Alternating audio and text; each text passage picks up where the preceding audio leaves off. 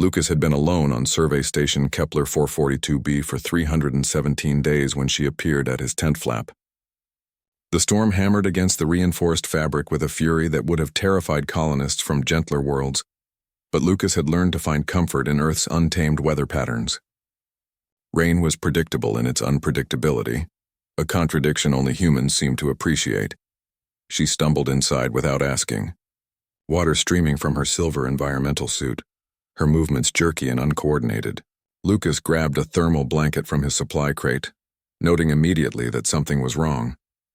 The suit she wore was designed for vacuum operations, not atmospheric conditions, and certainly not for a deluge like this.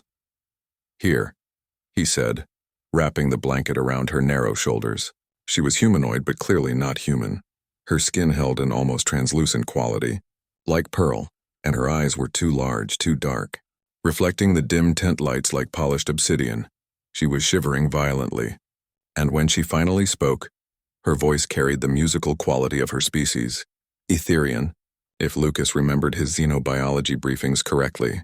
"We don't have rain where I'm from." Lucas activated the tent's environmental controls, raising the temperature.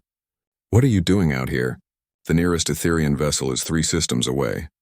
"Crashed," she managed through chattering teeth that were too white, too perfect. "Emergency pod. 2 days ago.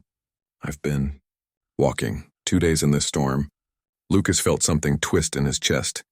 Etherians were a proud species, technologically superior to humanity in almost every measurable way.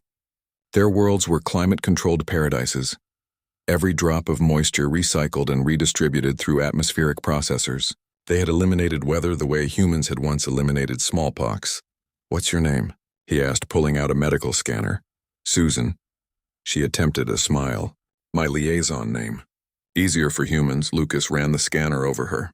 Severe hypothermia, dehydration despite being soaked, and something else.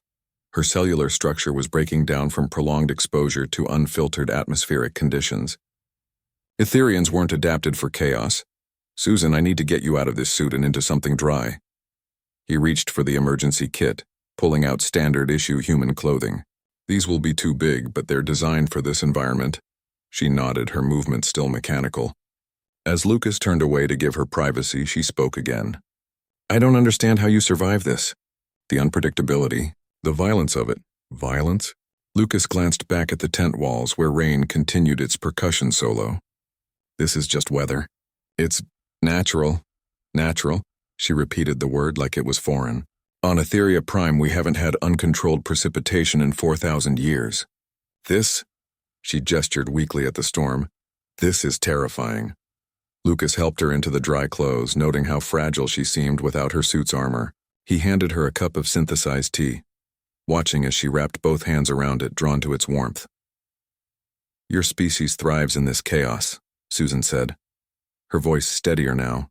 "Your entire planet is one massive uncontrolled system. Storms, earthquakes, floods, droughts, and you simply endure it." "More than endure," Lucas said, settling onto the floor across from her. "We're shaped by it. Every human civilization has stories about surviving storms, about dancing in the rain, about the seasons changing. It's part of who we are." Susan stared at him with those enormous dark eyes. "We studied your species before first contact. We couldn't understand why you hadn't climate-controlled Earth. The technology is simple. We offered to share it during negotiations." "Your governments refused," Lucas smiled. "Because then it wouldn't be Earth anymore. The rain, the snow, the hurricanes, they're dangerous, sure. They kill people sometimes, but they also bring life. They keep us humble. They remind us we're not in control of everything." "That sounds like madness." "Maybe." Lucas poured himself a cup of tea. "But it's our kind of madness.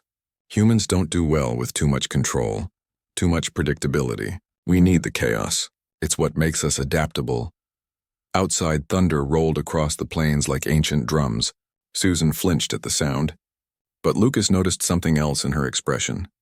Curiosity, perhaps, or the beginning of understanding.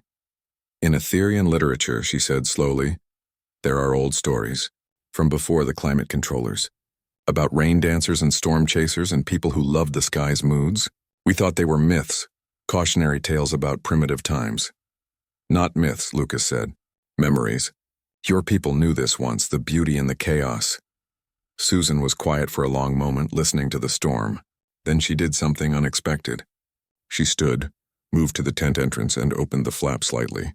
Rain immediately began to spray inside, carried by the wind. She extended one pale hand into the deluge, letting the water stream across her palm. "It's cold," she said. "Yes." "And completely unpredictable." "Yes." "I think," she paused, watching the water dance across her skin. "I think I understand now why the Council fears your kind. Not because you're violent or aggressive, but because you embrace the chaos we spent millennia eliminating. You make peace with uncertainty." Lucas joined her at the entrance, feeling the familiar sting of rain against his face. "Every species finds its own path, Susan. Yours chose order and control. Ours chose adaptation and resilience. Neither is wrong. But yours," she said softly, "makes you nearly impossible to predict. To an Etherean, that's the most dangerous thing imaginable." They stood together in the tent opening, human and alien, watching the storm rage across the alien landscape. Eventually, Susan pulled her hand back inside, but Lucas noticed she was smiling. A small, uncertain expression that looked almost human. "Thank you, Lucas," she said, "for the shelter, and for helping me understand. What will you do now?" "Send a distress signal when the storm clears. My people will come." She looked at him thoughtfully. "But I think I'll remember this night. The night I learned that sometimes the most advanced species isn't the one that controls nature. It's the one that knows how to dance with it." Lucas smiled and sealed the tent against the storm. Outside, the rain continued its ancient song, indifferent to species or technology, a reminder that some forces couldn't be tamed, only respected, endured, and ultimately celebrated.